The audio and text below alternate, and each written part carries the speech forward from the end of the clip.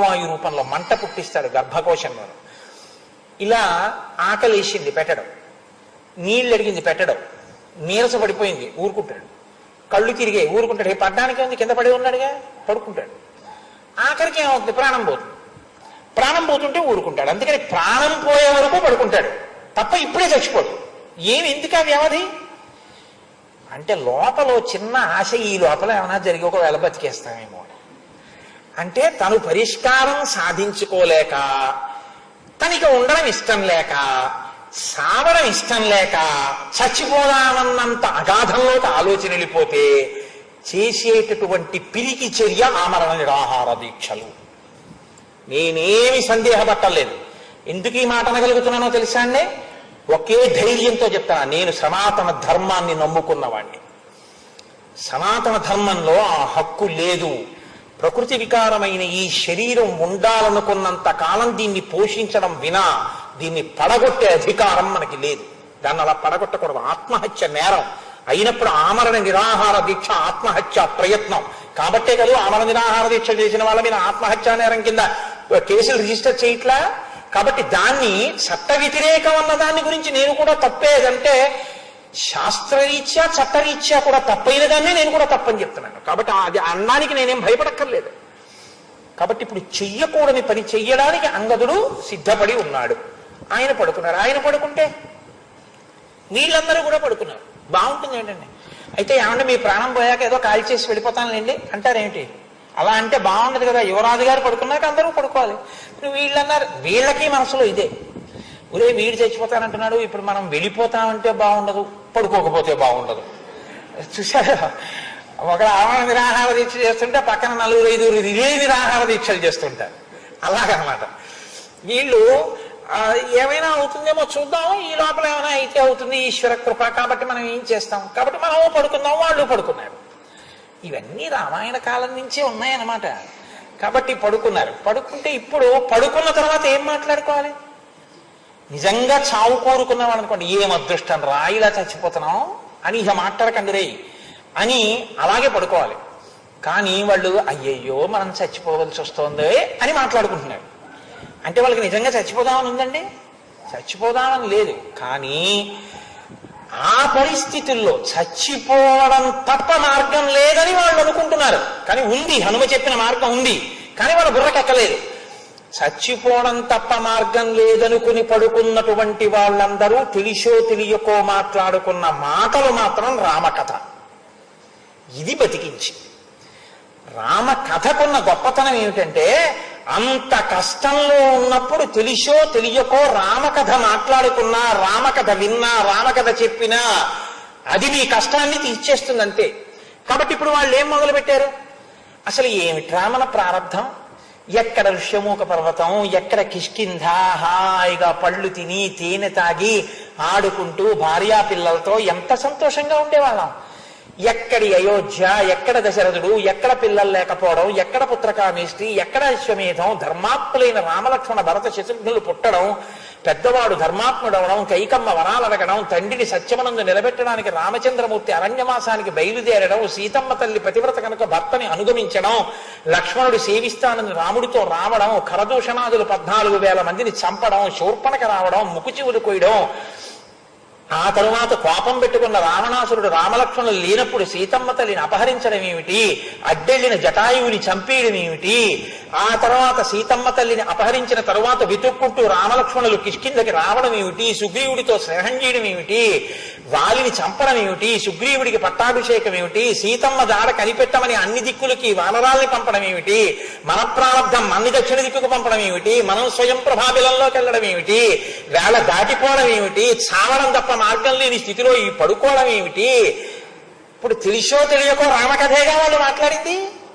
కాబట్టి ఇదే రామకథనే వాళ్ళు మాట్లాడుకుంటున్నారు. రామస్య వనవాసంచ క్షయం దశరథస్య చ జనస్థాన వధం చైవ వధం చైవ జటాయుష హరణం చైవ వైదేహ్య వాలినశ్చ వధం రణే రామకోపంచ నదతాం హరీణాం భయమాగతం అని, రామకోపంచ వదతాం హరీణాం భయమాగతం అని వాళ్ళు రామకథనంతటినీ మాట్లాడుకున్నారు. మాట్లాడుకుని పడుకుంటున్నారు. తెలిసో తెలియకో రామకథ మాట్లాడుకున్నవాడు చచ్చిపోవడానికి వీల్లేదు. చచ్చిపోయేంత కష్టంలోంచి వాడు బయటకు వచ్చేస్తాడంతే. రామకథ బలమేమిటో చూపిస్తున్నారు మహర్షి. ఇది సుందరకాండకి పునాది. కిష్కింధకాండలో రామకథ యుగాలు మారిపోనివ్వండి, రామకథ చెప్పుకోవడం అన్నది, రామకథ వినడం అన్నది ఎంత శక్తివంతమైన విషయమో చూపిస్తున్నారు. ఇప్పుడు వాళ్ళు ఇప్పటికీ తెలిసో తెలియకో రామకథని మాట్లాడారు అంతే. అకస్మాత్తుగా వాళ్ళకి ఈ కథ మాట్లాడుకుంటుంటే అక్కడికి ఒక పెద్ద పక్షి ఒకటి వచ్చింది. వచ్చి అదండి, ఎవరువా, ఇక్కడ నా తమ్ముడు జటాయువు పేరెత్తిన వాళ్ళెవరు, ఎవరు ఈ మాటలు మాట్లాడుతున్నారు అని ఆ సంపాతి అనబడేటటువంటి పక్షి పర్వత శిఖరం మీద కూర్చుని అంటోంది. ఈ అంగదుడు తన ధోరణిలోనే తానున్నాడు, పడుకున్నాడు కదండి. పక్క వాళ్ళు పూర్తిగా అందరూ కనపడరు పడుకున్నవాడికి, ఇటు పక్క వాళ్ళు పూర్తిగా కనపడరు. కొంచెం దూరంగా ఉన్న వాళ్ళు పడుకున్న వాళ్ళకి ఎలా కనపడతారు, కనపడరు. కాబట్టి ఆయన మాట్లాడుతున్నాడు ఇంకా, వైదేహ్యాహ ప్రియకామేన కృతం కర్మ జటాయుష గృధ్రరాజేన యత్తత్ర శ్రుతం వస్తదశేషతః తథా సర్వాణి భూతాని తిర్యగ్యోనిగతాన్యపి ప్రియం కుర్వంతి రామస్య త్యక్త్వా ప్రాణాన్ యథావయం అన్యోన్యం ఉపకుర్వంతి స్నేహ కారుణ్యయంత్రితాః ప్రియం కృతం హి రామస్య ధర్మజ్ఞేన జటాయుష ససుఖీ గృధ్రరాజస్తు రావణేన హతోరణే ముక్తశ్చ సుగ్రీవ భయాత్ గతశ్చ పరమాంగతిం జటాయుషో వినాశేన రాజ్ఞో దశరథస్య చ హరణేన చ వైదేహ్యాః సంశయం హరయోగతాః. ఆయన దృష్టికోణం దేని మీదకి వెళ్ళిందంటే, తిరియక్కులు రాముడికి సాయపడ్డాయి. తిరియక్కులు అంటే వెన్నుపాము అడ్డంగా ఉన్న వాటిని తిరియక్కులు అంటారు. వెన్నుపాము అడ్డంగా ఉన్నటువంటి ప్రాణులు, చాలా ప్రాణులు రాముడికి సాయం చేశాయి. మనుష్యులు కాదు సాయం చేయడం, రాముడికి సాయం చెయ్యని వాళ్ళు లేరు. అందులో విశేషించి జటాయువు ఒక పక్షి ఎంత సాయం చేసింది రాముడికి. సీతాపహరణం జరుగుతుంటే రాముడు వచ్చాక చెద్దాం లేని కూర్చోకుండా రావణుణ్ణి ఆపే ప్రయత్నంలో రావణాసురుని యొక్క రథాన్ని విరగ్గొట్టి సారథిని చంపింది. తన కత్తితో రెక్కలు తెగనరికి కాళ్ళు కోసేసి ఆ పక్షిని చంపేశాడు. కానీ అది అదృష్టవంతురాలు. సుగ్రీవుడు బారిపడి చచ్చిపోకుండా రామకార్యంలో చచ్చిపోయింది. మన దురదృష్టం ఏమిటో, వెనక్కెడితే సుగ్రీవుడి చేతిలో చచ్చిపోతాం తప్ప మనం రామకార్యం మీద ఆయనకి ఉపయోగపడలేకపోయాం. వాళ్ళందరూ రామకార్యంలో చచ్చిపోయారు, మనం రామకార్యంలో ఉపయోగపడి చచ్చిపోవట్లేదు. మనం మన పని పూర్తి చెయ్యకుండా చచ్చిపోతున్నాం. అరే రే, మనకి ఎంత బాధ వచ్చిందిరా అని అంగదుడు ఆయనకి ఎప్పుడూ ఇంకా ఈ సుగ్రీవుడు చావు ఇంతే, అదే పట్టుకుంటాడు. నేను మీతో చెప్పానుగా. అందుకని అలా రామాయణాన్ని ఆ కోణంలో తిరియక్కులు ఉపకారం చేయడంగా చెప్తున్నాడు. అకస్మాత్తుగా పక్షంది, కోయం గిరా ఘోషయంతి ప్రాణై ప్రియతమస్యమే జటాయుషో వధం భ్రాతు కంపయన్ ఇవమే మనః. కోయం గిరా ఘోషయతి, ఎవరు నా ప్రాణములతో సమానమైనటువంటి నా తమ్ముడైన జటాయువు యొక్క పేరెత్తి మాట్లాడుతున్నవారు, ఆ జటాయువు యొక్క వధ గురించి విని నేను ఎంతో ఖేదాన్ని పొందాను. నా తమ్ముడు జటాయువు మరణించాడా, ఏది ఒక్కసారి నా దగ్గరికి వచ్చి నాకు ఆ విషయాలు చెప్పండి అన్నాడు. అనేటప్పటికీ వీళ్ళు అనుకున్నారు, విరే ఆ పక్షి చూడు ఎంత పెద్ద పక్షి ఉందో, పర్వతమంత పక్షి వచ్చి కూర్చుంది, దగ్గరికి వచ్చి తింటలేదు, కాబట్టి ఈ పక్షి అన్ని తినేస్తుందిరా, మనం చచ్చిపోతాంరా. నిజంగా ఏమంటే చచ్చిపోదాం అనుకున్న వాడికి తినేయడానికి పక్షి వస్తే సంతోషించద్దు. అమ్మాయి అయిపోయిందిరా బాబు, మనం సంకల్పం చేయగానే వచ్చేసిందో పక్షి, దిక్కుమాలను కూడా వదిలిపోయింది చంపేస్తోంది అనుకోవాలి కదా. వాడు అయ్యి బాబోయ్ వచ్చేసింది రే పక్షి, చంపేస్తుంది ఇంక ఇప్పుడు మన్ని అది అనుకుంటోంది. నా అదృష్టం, ఇన్నాళ్ళకి ఇంతమంది దొరికారు, చక్కగా హాయిగా వడ్డించినట్టు పడుకున్నారు కూడా, ఒకళ్ళ తర్వాత ఒకళ్ళని తింటూ వెళ్ళొచ్చు నేను అని అది అనుకుంటోంది. అకస్మాత్తుగా జటాయువు పేరు వినపడింది రామకథలో. అది నా తమ్ముడి గురించి మాట్లాడిన వాళ్ళెవరు అని అడిగింది. సరే, ఎలాగో చచ్చిపోదామని కదా పడుకున్నాం, మరి అది తినేస్తానంటే భయం ఏమిటి, దగ్గరికి వెళ్ళి తీసుకురమ్మంటోంది, రమ్మంటోందిగా, వెడదాం అన్నాడు. ఇప్పుడు ఎవడు ముందు పడుకున్నాడో వాడు వెళ్ళాలి కదండి. అందుకని అంగదుడు లేచి వెళ్ళాడు. వెడితే అది అడిగింది, ఎవరు నువ్వు చెప్పిన రామకథ ఏమిటి, ఏమిటి ఈ జటాయు మరణం గురించి చెప్తున్నావు? నాకు రాముడంటే ఎంతో ప్రీతి, దశరథ మహారాజు గారికి స్నేహితుడు నా తమ్ముడు అని. అంటే ఆయన అన్నాడు, ఇది రామాయణంలో గొప్పతనం ఏమిటంటే కథని ఎప్పుడూ కూడా ఎవరైనా ఎటు మొదలు పెడతారంటే తన వైపు నుంచి మొదలు పెడతారు కదండి. అందుకని ఏమంటే గుంటూరులో కార్యక్రమం బాగా జరిగిందా అన్నారు అనుకోండి, గుంటూరులో కార్యక్రమం అనగా అని మొదలు పెట్టరు. కాకినాడ నుంచి గుంటూరు వెళ్ళామండి, పాపం ఎంత మర్యాదో, పీఠంలో చక్కగా మంచి ఆవాసం ఇచ్చారు, పొద్దున్నే చక్కటి పలహారం, మధ్యాహ్నం భోజనం, అన్నీ ఎంత భక్తి అండి బాబు, ఎంత బాగుంటుందో పీఠం అని తర్వాత రామాయణం గురించి చెప్తాడు కదా. ముందు తన వైపు నుంచి మొదలవుతుంది ప్రసంగం ఏదైనా కూడా. శ్రీరామాయణం మనస్తత్వ శాస్త్రం అని నేను అందుకే అన్నాను. కాబట్టి అలా మొదలుపెట్టాడు అంగదుడు కూడా. వృక్షకరజుడు అనబడేటటువంటి ఒక వానరుడు ఉండేవాడు. ఆయనకి 2 కుమారులు, వాలి సుగ్రీవులు. అందులో నా తండ్రి వాలి, నేను ఆయన కుమారుడను.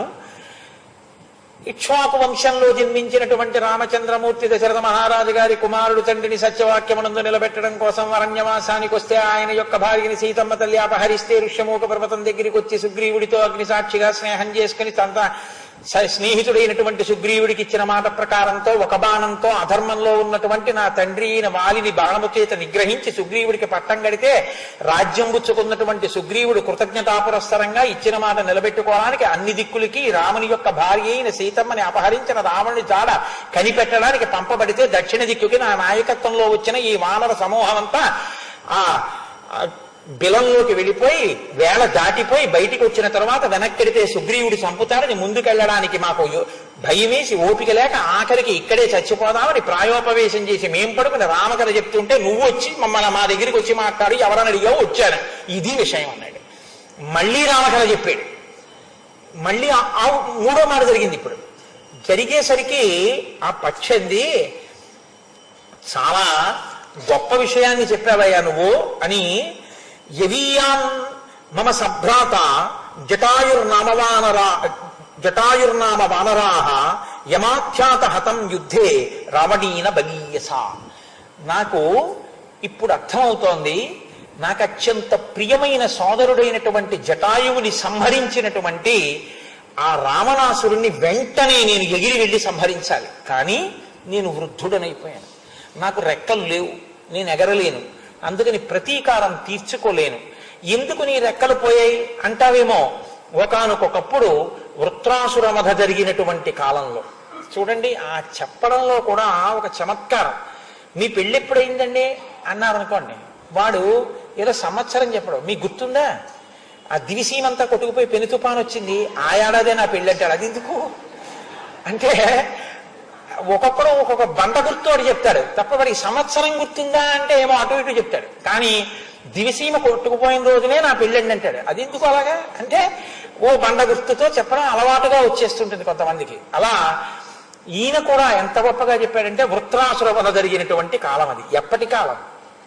ఆ వృత్రాసుర వధ జరిగినటువంటి కాలంలో నాకు మా తమ్ముడికి ఓ కోరిక పుట్టింది.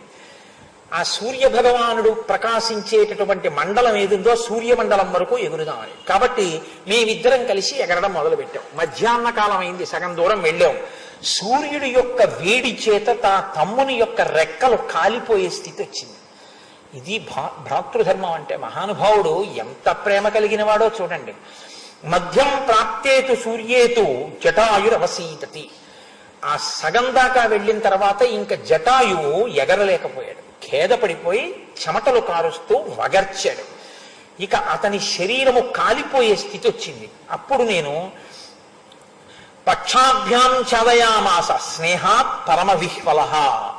స్నేహాత్ నా తమ్ముని యందున్న ప్రీతి చేత నా తమ్ముడికి ఎక్కడ ఆపద వస్తుందో అని చెదిరిపోయిన మనసుతో, మరి నీకు రాదా ఆపద అంటే తన ఆపద పట్టించుకోలేదు, తమ్ముడి మీద ప్రేమతో నా రెక్కల్ని నా తమ్ముడి మీద ఆచ్ఛాదించాను. ఆచ్ఛాదించడంలో ఆ వేడికి నా రెక్కలు కాలిపోయాయి. కాలిపోయిన తర్వాత నిర్దగ్ధ పక్షపతితో వింధ్యేహం వనరసభ. నేను ఈ వింధ్య పర్వత శిఖరాల మీద పడిపోయాను ఇంకెగరలేక. నా తమ్ముడు ఎటు ఎగిరిపోయాడో నాకు తెలియదు. ఇక ఆనాటి నుంచి నా తమ్ముడిని నేను చూడడం కుదరలేదు. కాబట్టి నేను ఇక్కడ ఇలా పడున్నాను, నాకు రెక్కలు లేవు. జటాయువు నా తమ్ముడు. అంటే అంగదుడు అన్నాడు, ఈయన గొడవ ఈయనది కదండి, ఎవడి గొడవ వాడిది. కాబట్టి ఎవడు ఏం మాట్లాడుతున్నా మళ్ళీ ఈయన సబ్జెక్టులోకే ఈయన తీసుకొస్తాడు. ఆయన అన్నాడు, అంతకుముందు ఎగిరానన్నాడుగా, సూర్యుడి వరకు ఎగిరానన్నాడు, బాగా బలం ఉందంటున్నాడు. పైగా ఒక్కొక్కసారి ఏమవుతుందంటే ఎటు వెళ్ళిన వాడే బాగా పనికొస్తాడు. ఎందుకో తెలుసా అండి, వాడు ఎక్కడికి వెళ్ళడు కాబట్టి ఇటు ఎవరైనా వెళ్ళారా అండి అలా తీసుకుని వెళ్ళని అయితే వాడే చెప్పగలరు. కాబట్టి దక్షిణ దిక్కున అప్పుడు రెక్కలు కాలిపోయి కూర్చున్నాడంటే రావణుడు ఇలా వెళ్ళాడేమో చూశాడేమో అని అనుమానం వచ్చింది. చూశారు, ఎవరి సమస్య యొక్క కోణంలో వాళ్ళు ఆలోచిస్తారు తప్ప అందరి దృష్టికోణం ఒకలా ఉండదు. ఆయన బాధ ఆయన చెప్పాడు, ఆయన బాధ ఈయనకి పనికొచ్చేటట్టుగా ఉంది. ఎందుకంటే one man's food is another man's poison. ఆయన అలా కూర్చుని ఉండడం బహుశా సీతమ్మని తీసుకెళ్ళినప్పుడు చూసే ఉంటాడు. పనే ఉంది, ఏమీ లేదు, అక్కడే కూర్చున్నాడు కదా. ఇదేంటి, మా ఆవిడని అడిగితే తెలియదు కానీ అది అటు ఇటు పోతుంటుంది ఆఫీస్కి దానికిని. మా అమ్మ ఎక్కడికి వెళ్ళదు, ఇంట్లోనే ఉంటుంది. ఆవిడని అడగండి, వాళ్ళ ఫోన్ ఏమైనా వచ్చిందేమో అంటాడు ఒక్కొక్కడు. అంటే ఆవిడ ఎక్కడికి వెళ్ళదు కాబట్టి ఆవిడకి అన్నీ తెలుస్తాయి ఇంట్లో జరిగినవి. అలా రెక్కలు కాలిపోయి అన్నాడు కాబట్టి ఇక్కడే ఉన్నానంటున్నాడు కాబట్టి సీతాపహరణం చూసి ఉండాలి. అందుని వెంటనే ఈయన జోక్యం చేసుకుని అన్నాడు. ఈయనకి అది సంతోషం, అమ్మయ్య ఇక్కడే ఉన్నవాడు వాడు దొరికాడరా కాబట్టి ఏమైనా చెప్తాడేమో. ఆ చెప్పేవాడు దొరకలేదు ఇన్నాడు. కాబట్టి సీతాపహరణం జరిగింది, రావణాసురుడు ఎత్తుకుపోవడం మీరేమైనా చూశారా, మీకేమైనా తెలుసా, రావణుడు ఎక్కడ ఉంటాడో, అసలు అతని బలం ఏమిటో మీకు ఏమైనా తెలిస్తే పుణ్యం కట్టుకుందరు. నాకు ఆ మాట చెప్పాడు. చచ్చిపోదామన్నవాడికి ఇవన్నీ ఎందుకండి ఇంకా అంటే చచ్చిపోయే ఉద్దేశ్యం లేదు అసలు. అది మీరు పట్టుకోవాలి. రామకథ మళ్ళీ ఊపిరి లూదింది బతుక్కి. కాబట్టి ఇప్పుడు అంటే ఆయన అన్నాడు, నిర్దగ్ధపక్షో గృధ్రోహం హీనవీర్య ప్లవంగమాహ వాంగ్మాత్రేణ తు రామస్య కరిష్యే సాహ్యముత్తమం. రెక్కలు కాలిపోయి ఈ కింద పడి ఉన్నవాడిని నేనేం సాయం చేస్తాను మీకు రామకార్యంలో, కానీ మాట సాయం చేస్తాను మీకు అన్నాడు. ఇప్పుడు మీరు ఒక విషయాన్ని చాలా జాగ్రత్తగా గమనించాలి. ఈయన మీకెందుకులేండి నేను వచ్చి సాయం చేస్తానంటలేదు. ఎర్ర యాగాని కూడా తీసివ్వక్కర్లేదు, తనకి తెలుసున్న విషయం ఒకసారి నోడితే చెప్తాడు అంతే. ఇంతకన్నా తక్కువ ఉపకారం బహుశా ఇంకేం ఉండదు లోకంలో. అసలు చేద్దాం అనుకుంటే చేద్దాం అనుకోని వాడు అది కూడా చేయకపోతే మనం ఏం చేయలేము అనుకోండి. కాబట్టి మాట సాయం మాత్రం మీకు చేసి పెడతాను అన్నాడు. పూని అదైనా చాలు. కాబట్టి అదేమిటో చెప్పన్నాడు. తరుణీ రూప సంపన్న సర్వాభరణ భూషిత హ్రియమాణ మయా దృష్ట రావణేన దురాత్మన క్రోశంతి రామరామేతి లక్ష్మణేతి చ భామిని భూషణాన్యప విద్యంతి గాత్రాని చ విధూన్వతి పుత్రో విశ్రవస సాక్షాత్ భ్రాతా వైశ్రవణస్య చ అధ్యాస్తే నగరీం లంకాం రావణో నామరాక్షసః ఇతో ద్వీప సముద్రస్య సంపూర్ణే శతయోజినే తస్మిన్ లంకాపురీ రమ్య నిర్మితా విశ్వకర్మణ జంబూనద మయైర్ద్వారైః చిత్రైః కాంచన వేదికైః ప్రాకారేణార్కవర్ణేన మహతా సుసమావృత తస్యాం వసతి వైదేహి దీనా కౌశేయవాసిని రావణాంతఃపురే రుద్ధ రాక్షసీభిః సురక్షిత. నల్లటి మబ్బు ఎలా ఉంటుందో, నీరు పట్టిన మబ్బు, అటువంటి రూపం కలిగినటువంటి రావణుడు మబ్బు మధ్యలో మెరిసినటువంటి మెరుపు తీగలా ఉన్న సీతమ్మని తన తొడ మీద కూర్చోపెట్టుకుని ఈ మార్గంలో తీసుకుని వెళ్ళాడు. ఆమె రావణుడి చేత అపహరింపబడుతున్నప్పుడు హా రామ హా లక్ష్మణ అని ఏడుస్తూ భయంతో కదిలిపోతుండగా ఆమె ఆభరణములన్నీ కూడా వ్రేలాడుతున్నటువంటి స్థితిలో ఆవిడ్ని నేను చూశాను. ఆ రావణుడు విశ్రవసో బ్రహ్మ యొక్క కుమారుడు. వైశ్రవణుడు అంటే కుబేరుని యొక్క తమ్ముడు. ఆయన లంకా నగరాన్ని పరిపాలిస్తూ ఉంటాడు. ఈ సముద్రం 100 యోజనముల దూరాన్ని దాటి మీరు వెడితే కాంచన లంక ఉంది. నాకిక్కడి నుంచి కనపడుతోంది. అదిగో ఆ లంకాపట్టణంలో అంతఃపురం పక్కన ఉన్నటువంటి ప్రమదావనంలో సీతమ్మ తల్లి రాక్షస స్త్రీల చేత రక్షింపబడుతూ ఉంది. అంతఃపురంలో ఉంది ఆ తల్లి, ఆ రాక్షస స్త్రీల చేత రక్షింపబడుతూ. ప్రమదావనము అన్నమాట పూర్తిగా వాడి చూపించలేదు. అంతఃపురంలో రక్షింపబడుతోందంటే లంకలో రాసగృహంలో రాజు నివసించి రాణులు నివసించేటటువంటి గృహంలో, అందులో ప్రమదావనం అంతర్భాగం. అక్కడ ఉన్నటువంటి సీతమ్మని చుట్టూ ఉన్నటువంటి రాక్షస స్త్రీలందరూ రక్షిస్తున్నారు. రక్షించడం అంటే ఆవిడ చచ్చిపోకుండా చూస్తున్నారు. అది రక్షణ అంటే వాళ్ళ ఉద్దేశం. ఆవిడ ఏడుస్తూ ఉంది. ఇహస్తోహం ప్రపశ్యామి రావణం జానకీం తథా అస్మాకమపి సౌపర్ణం దివ్యం చక్షుర్బలం తథా తస్మాద్ ఆహార వీర్యేణ నిసర్గేణ చ మానరాః అయోజన శతాం సాగ్రాత్ వయం పశ్యామ నిత్యశః. ఈ భూమికి 7 అంతరములున్నాయి ఆకాశానికి మధ్యలో. మొదటి అంతరంలో అసలు మొదటి అంతరం వరకు వెళ్లకుండా తమ కాళ్ళ దగ్గర ఉన్న పదార్థాన్ని తాముకు చిమ్ముకు తినేటటువంటి రెక్కలున్నవి కొన్ని ఉంటాయి, కోళ్ళు మొదలైనవి. అవి ఎగరలేవు, అవి తన కాళ్ళ దగ్గర దొరికిన దాన్ని చిమ్ముకు తింటుంది. ఇంకొకటి పావురం లాంటిది మొదటి అంతరంలో ఎగురుతుంది ధాన్యపు గింజలేరుకొని. కాకి లాంటిది పళ్ళు కాయలు తింటూ రెండో అంతరంలో ఎగురుతుంది. మూడవ అంతరంలోకి వెళ్ళేటప్పుడు రెండవ మార్గంలో నీటి కాకులు, ఈ క్రౌంచ పక్షులు, లకుముకి కాకులు రెండో అంతరంలో ఎగిరితే క్రౌంచ పక్షులు మొదలైనటువంటివి మూడో అంతరంలో లకుమికి పిట్టలు, నీటి కాకులు ఎగురుతాయి. 4వ అంతరంలో డేగలు ఎగురుతాయి. 5వ అంతరంలో గ్రద్దలు ఎగురుతాయి. 6వ అంతరంలో హంసలు ఎగురుతాయి. 7వ అంతరంలో చిట్ట చివరి అంతరంలో ఆకాశానికి దగ్గరగా ఒక్క వినతపుత్రులైనటువంటి వైనతేయులు మాత్రమే ఎగురుతారు. వాళ్ళకొక్కళ్ళకే అంత శక్తి. నేను వినతపుత్రులైనటువంటి అరుణుని యొక్క సంతానానికి చెందినవాణ్ణి కాబట్టి నేను 7 అంతరముల పైకి ఎగిరి చూడగలను, కానీ ఇప్పుడు ఎగరలేను. కానీ మాకు ఈశ్వరుడిచ్చినటువంటి ఒక గొప్ప శక్తి ఉంది. ఏమిటా శక్తి అంటే ఇహస్తోహం ప్రపశ్యామి. నేను ఇక్కడే కూర్చుని నా కన్ను ఇలా తిప్పి చూస్తే 100 యోజనముల అవతల ఉన్న అంతఃపుర ప్రాంగణంలో ఉన్న సీతమ్మ ఏడుస్తూ నాకు కనపడుతోంది. ఎందుకు అలా కనపడుతోంది? అస్మాకమపి సౌపర్ణం దివ్యం చక్షుర్బలం తథా. మా కంటి చూపుకి అంత శక్తిని ఈశ్వరుడిచ్చాడు. అందుకు కదండి గ్రద్ద అక్కడ ఎగురుతూ ఇక్కడ ఉన్న కోడి పిల్లని చూసొచ్చి తన్నేస్తుంది. మాకు కంటికి అంత బలం ఇచ్చాడు. ఈ బలం ఎక్కడి నుంచి వస్తుందో తెలుసా? తస్మాద్ ఆహార వీర్యేణ నిసర్గేణ చ వానరాః ఆయోజన శతాన్ సాగ్రాత్ వయం పశ్యామ నిత్యశః. మేము తిన్న ఆహారంలోంచి మా కంటికి అంత బలం వస్తుంది. అది ఈశ్వరుడు ఇచ్చినటువంటి కృప. మేమేది తింటున్నామో అదే ఇంకొకటి తిన్నా వాడి కంటికి ఆ బలం రాదు. ఒక్క మాకే వైనతేయులకే శక్తి. మేము తిన్న ఆహారంలోంచి ఇక్కడి నుంచి 100 యోజనముల అవతల వరకు చూడగలిగిన శక్తి మాకుంది. కాబట్టి సీతమ్మ అక్కడుంది. 100 యోజనముల సముద్రాన్ని దాటి వెళ్ళగలిగితే సముద్రం నేతుమిచ్చామి భవద్విర్వరుణాలయం ప్రదాస్యాం యుదకం భ్రాతు స్వర్గతస్య మహాత్మనః. మీరు ఈ 100 యోజనముల సముద్రాన్ని గడచి ఆవలి ఒడ్డుకి వెళ్ళి చూడగలిగితే మీకు సీతమ్మ దర్శనం అవుతుంది. కాబట్టి నా తమ్ముడైనటువంటి జటాయువుకి నేను జలతర్పణం చెయ్యాలి అని అనుకుంటున్నాను. మీరు వెళ్ళి సీతమ్మ జాడ కనిపెడుతురు గాని మీరు నన్ను తీసుకెళ్లి ఆ సముద్రపు ఒడ్డుకి తీసుకెడితే నేను నా తమ్ముడికి జలతర్పణ చేస్తాను.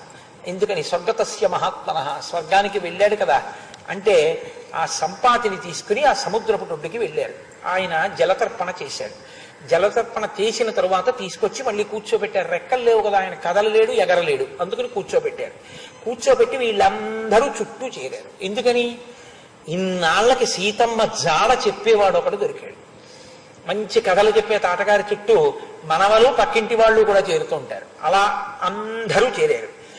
తం మామేవం గతం పుత్ర సుపార్శ్వో నామనామతః ఆహారేణ యథాకాలం బిభర్తి పతతాంబరః తీక్ష్ణ కామాస్తు గంధర్వాః తీక్ష్ణ కోపా భుజంగమాః మృగాణాం తు భయం తీక్ష్ణం తతస్సే తీక్ష్ణ క్షుధావయం. ఎంత గొప్పగా మాట్లాడతాడో ఆ సంపాతి అన్నాడు. గంధర్వులకి కామం ఎక్కువ, పావులకి కోపం ఎక్కువ, మృగములకు భయం ఎక్కువ, మాకు ఆకలి ఎక్కువ. మాకు అంటే పక్షులకు ఆకలి ఎక్కువ. కాబట్టి అసలే నేను పక్షిని, అందులో పెద్ద పక్షిని, నాకు చాలా ఆకలి.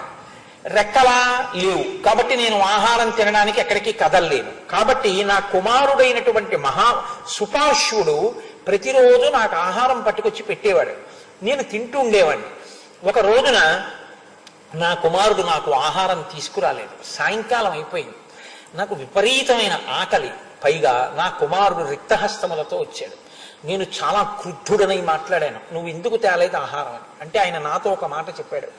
నాన్నగారు, నేను మహేంద్రగిరి ద్వారం దగ్గరికి వెళ్ళి రెక్కలు అల్లార్చి కూర్చుని సముద్రంలోకి చూస్తున్నాను. సముద్రంలో ఉండేటటువంటి ప్రాణులను పట్టుకుని మీకు తీసుకొద్దామని. ఈలోగా ఒక మహాభూతం ఒకటి ఆకాశ మార్గంలో వస్తోంది. అది నీరు నిండిన మేఘంలా నల్లగా ఉంది. దాని ఒడిలో మెరుపు తీగ లాంటి ఒక ఆడది చాలా తత్తరపడుతూ శోకిస్తోంది. ఈ సముద్ర ప్రాణులు ఎందుకు ఆ నల్లమబ్బు లాంటి శరీరం ఉన్నటు వాణ్ణి పట్టుకొచ్చి మీకు ఆహారంగా సమర్పిద్దామని నేను నోరు తెరిచి కూర్చున్నాను. ఆ ప్రాణి, ఆ నల్లటి ఆకారం ఉన్న వ్యక్తి నా దగ్గరకు వచ్చి ఒక మాట అన్నాడు. అయ్యా, దయచేసి నాకు దారి విడిచిపెట్టండి అని ఎంతో వినయంతో ప్రార్థించాడు. శత్రువు అయినా వినయంతో ప్రార్థించిన వాడిని విడిచిపెట్టాలి కదా. అందుకని నాన్నగారు నేను దారి విడిచిపెట్టేశాను. ఆ వ్యక్తి వెళ్ళిపోయాడు ఆవిడతో కలిసి. ఆ తర్వాత సిద్ధులు, చారణలు మొదలైన వారు నా దగ్గరికి వచ్చారు. నాయనా, నువ్వు అదృష్టవంతుడివిరా, వాడు ఏ స్థితిలో ఉన్నాడో బ్రతిమాలి వినయంగా అడిగాడు. వాడి జీవితంలో వినయంగా అడగడం అన్నది ఉండదు. వాడు రావణుడు, సీతాపహరణం చేస్తున్నాడు. వాణ్ణి చూసి సమస్త భూతములు భయపడి పక్కకి తప్పుకున్నాయి. నువ్వు వాడికి ఎదురు పడినా వినయంగా అడిగితే దారి ఇచ్చావు కాబట్టి బతికిపోయావు, నువ్వు ఆయుష్మంతుడవు అన్నారు. కాబట్టి నాన్నగారు ఇవాళ ఆలస్యం అయిపోయింది, నేను మీకేమీ తేలేకపోయాను అని చెప్పాడు. కాబట్టి నా కొడుకు కూడా చూశాడు, సీతాపహరణం జరిగినప్పుడు రావణుడితో నా కొడుకు మాట్లాడాడు కూడా అని చెప్తూ, నేను చాలా కాలం క్రితం రెక్కలు కాలిపోయి ఒక పర్వత శిఖరం మీద పడిపోయానని మీతో చెప్పాను కదా. మీతో అంటే సంపాతి వానరులతో చెప్పిన దాని దగ్గరికి మీరు అనుసంధానం కండి. పడిపోయాను కదా. పడిపోయినప్పుడు నాకు తెలివి లేదు అంటే మళ్ళీ వెనక్కి వెళ్ళాడు కథలో. వెళ్ళి 6 రోజుల పాటు స్పృహలేని స్థితిలో నేను ఆ బండ మీద అలా పడిపోయి ఉండిపోయాను. వింధ్య పర్వత శిఖరం మీద పడ్డాడు. ఎక్కడ పడిపోయాడో ఆయనకి తెలియదు. ఆ గాలివాలుకు వచ్చి పడిపోయినప్పుడు 6 రోజులు స్పృహ లేదు. నిజంగా చాలా గొప్పవాడండి. అంత పైనుంచి కింద పడి 6 రోజులు స్పృహ పోవడం ఏమిటి, అసలు మనిషి ఉండకూడదు కదా. 6 రోజుల తర్వాత నాకు స్పృహ వచ్చింది. అన్ని దిక్కుల వంక చూశాను, నేను ఎక్కడున్నాను అని ఆలోచించాను. నేను ఇప్పుడు వింధ్య పర్వతం యొక్క దక్షిణ ప్రాంతంలో పడిపోయాను అని నాకు ఆ ప్రాంతాన్ని బట్టి నేను తెలుసుకున్నాను. తెలుసుకుని మెల్లగా శరీరాన్ని ఈడ్చుకుంటూ అక్కడే ఉన్నటువంటి నిశాకర మహర్షి యొక్క ఆశ్రమానికి వెళ్ళాను. నేను ఓపిక ఉన్న రోజులలో నేను, నా తమ్ముడైన జటాయువు మనుష్య రూపాలలో వెళ్ళి నిశాకర మహర్షికి నమస్కారం చేస్తుండేవాళ్ళం. ఆ మహర్షికి నేను తెలుసు. అందుకని మనశ్శాంతి కలుగుతుంది, సంతోషం కలుగుతుంది. అటువంటి మహర్షి దర్శనం చేస్తే మహాత్ముల దర్శనం ఎందుకు తినైపోతుందంటే అది కాపాడి తీరుతుంది. కాబట్టి నేను మహాత్ముల దర్శనం చేద్దామని మెల్లిగా శరీరాన్ని ఈడుస్తూ ఆ ఆశ్రమానికి చేరుకున్నాను. అది సురైరపి సుపూజితం, దేవతలు కూడా అక్కడికొచ్చి పూజిస్తారు ఆయన్ని, అంత గొప్పవాడు. ఋషిర్ నిశాకరో నామ యస్మిన్ ఉగ్ర తపసాభవత్. ఆయన మహానుభావుడు, చాలా గొప్ప తపస్సు చేసినవాడు. ఎటువంటి తపస్సు, సామాన్యమైన తపస్సు కాదు. యస్మిన్ ఉగ్రతపాభవత్, ఆయన చాలా ఉగ్రమైనటువంటి తపస్సు చేశాడు, అన్ని నియమాలు పాటించినటువంటి వాడు. 8 వర్ష సహస్రాణి తేనాస్మిన్ ఋషినా వినా వసతో మమ ధర్మజ్ఞాః స్వర్గతేతు నిశాకరే. నేను ఆయన్ని కలుసుకోవడానికి వెళ్ళిన తరువాత, రెక్కలు కాలిపోయిన తరువాత 8,000 సంవత్సరములు ఆయన ఉన్నారు. ఉండి అబ్బా ఇంకెన్నాళ్ళు ఉంటాను లేవా ఈ శరీరంతో అని ఆయన శరీరాన్ని విడిచిపెట్టి స్వర్గలోకానికి వెళ్ళారు. నేను ఆ ఋషి దర్శనం కోసం వెళ్ళాను. అప్పుడు ఆయన స్నానానికి వెళ్ళారు, నేను వెళ్ళలేనుగా. అందుకని అక్కడే కూర్చున్నాను, ఆయన అటుగా వస్తారు కదా చూస్తారని. అథాపస్యం అదూరస్థం ఋషిం జలిత తేజసం కృతాభిషేకం దుర్ధర్షం ఉపావృత్తం ఉదంగుఖం. ఆయన ఉత్తర దిక్కుకు తిరిగినటువంటి వాడై స్నానం చేసి వస్తున్నటువంటి ఆ ఋషి అగ్ని శిఖ ఎలా ఉంటుందో అటువంటి తేజస్సుతో ఉన్నాడు. ఆ ఋషి నదీ స్నానం చేసి ఆశ్రమంలోకి వెడుతుంటే నది పాయకి ఆశ్రమానికి మధ్యలో ఉన్న దూరాన్ని ఆయన నడిచి వెడుతున్నప్పుడు తం వృక్షా శృమరా వ్యాఘ్రా సింహ నాగా సరీసృపా పరివార్యోపగచ్చంతి ధాతారం ప్రాణినో యథా. ఆయన వెంట పెద్ద పులులు, సింహాలు, పావులు, ఆ తర్వాత నేల మీద పాకేటటువంటి జంతువులు, ఇవి కాకుండా చామరీ మృగాలు, ఇవన్నీ ఆయన వెనకాతల నడుస్తూ వెళ్ళాయి. ఆయన ఆశ్రమంలోకి వెళ్ళేంత వరకు చతుర్ముఖ బ్రహ్మగారు నడిచి వెడుతుంటే ఆయన వెనకాతల ప్రాణులన్నీ ఎలా పెడతాయో గౌరవంతో, అంత గౌరవంతో ఆయన వెనకాతల నడిచి వెళ్ళాయి. ఋషి తేజస్సు అంత గొప్పది. ఋషి ఎక్కడుంటాడో ఆ బ్రహ్మ తేజస్సు ఉన్నటువంటి వారు ఉన్న చోట ప్రాణుల మధ్య కూడా సహజంగా పుట్టుక చేతనే జాతి వైరం ఉన్నటువంటి ప్రాణులు కూడా ఆ వైరాన్ని మర్చిపోతాయి. అందుకే మహానుభావుడు అగస్త్య మహర్షి యొక్క ఆశ్రమాన్ని వర్ణిస్తారు కాశీపట్టణంలో. ఎంత గొప్పగా వర్ణిస్తారో. పరస్పర వైరం ఉన్నటువంటి ప్రాణులన్నీ కూడా వైరాన్ని మరిచిపోయి సహజీవనం చేస్తుండేవి. భగవాన్ రమణులు ఆశ్రమంలో ఉన్న రోజుల్లో ఆ ప్రాణులు కూడా బ్రహ్మతేజస్సు కలిగిన వారిని అంతగా అభిమానించి అంత భక్తితో సేవిస్తాయి. ఎక్కడి నుంచో తీసుకొచ్చి ఇచ్చారండి ఒక ఆవుని రమణ మహర్షికి. ఇస్తే ఆయన దానికి మహాలక్ష్మి అని పేరు పెట్టుకున్నారు. ఆ ఆవు ప్రతిరోజు పలుపు విప్పగానే అది ఎంతమంది కూర్చుని ఉండనివ్వండి, ఆయన కూర్చునేటటువంటి ఒక గది ఉండేది. అందులోకి వచ్చి మహర్షికి ప్రదక్షిణం చేసి ఆయన పెట్టినటువంటి ఒక అరటిపండు తిని అని వెళ్ళిపోయేది. రోజు ప్రదక్షిణం చేసేది. అది ఒకానొకప్పుడు దానికి ఒక చిన్న ఆవుల్ని కట్టేటటువంటి గోశాల కట్టారు. దాని సంతతి ఎక్కువైపోయింది రమణ మహర్షి ఆశ్రమంలో. ఒకసారి ఆశ్రమానికి కానీ దేవాలయానికి కానీ ఇచ్చిన వాటి సంతతిని తిరిగి ఎక్కడికి ఇవ్వకూడదు, ఎందుకంటే అది ఈశ్వరుడి సొత్తు ఇంకా. కాబట్టి దాని సంతతి పెరిగిపోయింది ఆశ్రమంలో. పెరిగిపోతే అక్కడ ఒక పెద్ద పాక వేశారు. వేసి దీన్ని మొదట తీసుకెళ్లి కడదామని తీసుకెళ్తున్నారు. ఇది కొత్తకి భయపడి లోపలికి వెళ్లకుండా ఒక్కసారి ఆ ముక్కు తాడు పట్టుకున్నారు. దానికి ఆ ముక్కు తాడుకి నలిగి రక్తం కారుతుండగా తప్పించుకొని పరిగెత్తకుంటూ రమణ మహర్షి దగ్గరికి వచ్చేసింది. వచ్చేస్తే లోపలికి వచ్చి పట్టుకుంటున్నారు. ఆయన అన్నారు, ఆగండి ఆగండి ఆగండి ఆగండి. ఎందుకు అలా పట్టుకుంటారు దాన్ని? అది ఏదో బాధపడుతోంది, ఏదో చెప్పాలనుకుంటోంది, ఆగండి అన్నారు. అది మహర్షి దగ్గరికి వచ్చి మోరలెత్తి ఏదో అలా అలా అని మాట్లాడింది. ఆయన అన్నారు, దానికి పాక వేశారట, దాన్ని ఇవాళ గృహప్రవేశం చేయిస్తున్నారట, దానికి భయం వేసిందిట, దానికి ముక్కుతాడు వేశారట, అది పట్టుకు లాగారట, దానికి నెత్తురు కారింది, దానికి ఎంత బాధ కలిగిందో నేను భగవాన్కి చెప్పుకుంటానని నా దగ్గరికి వచ్చింది. పైగా దాన్ని లాగేస్తారా మీరు? అమ్మా మహాలక్ష్మి, ఏం చేయరు నాన్న, నీకు ఇల్లు కట్టారు, వెళ్ళి అక్కడ ఉండి నేను వస్తానే అన్నారు. అంతే, వెళ్ళిపోయింది తలాడించి.